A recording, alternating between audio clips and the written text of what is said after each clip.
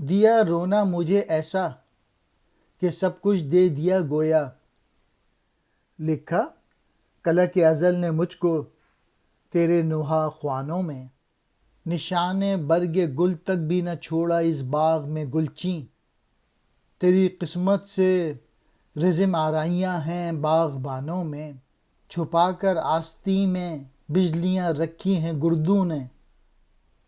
انادل باغ کے غافل نہ بیٹھیں آشیانوں میں. اقبال کہہ رہے ہیں کہ مسلمانوں کے حالات دیکھ کے وہ اتنا افسردہ ہو جاتے ہیں کہ قدرت نے ان کا نام نوحہ خوانوں کی لسٹ میں شامل کر دیا ہے.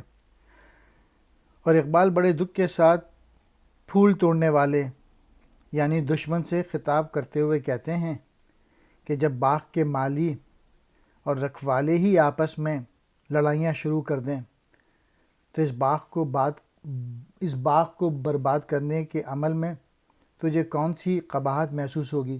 یعنی مسلمان آپس میں ہی لڑ رہے ہیں تو اس لیے اگر وہ باہر والے بھی تباہ کر رہے ہیں تو اس میں کوئی بڑی بات نہیں ہے. یوں بھی آسمان نے اپنے دامن میں بجلیاں چھپا کے رکھی ہیں.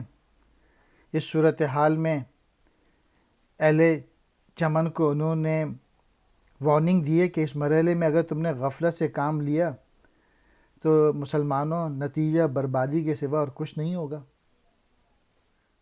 برگ گل کہتے ہیں پھول کی پتی. گلچیں پھول توڑنے والے. رزم آرائیاں لڑائیاں. باغبانوں مالیوں کو کہتے ہیں. گردوں کہتے ہیں آسمان کو. انادل کہتے ہیں بلبلیں. آشیانوں یعنی گھونسلے میں.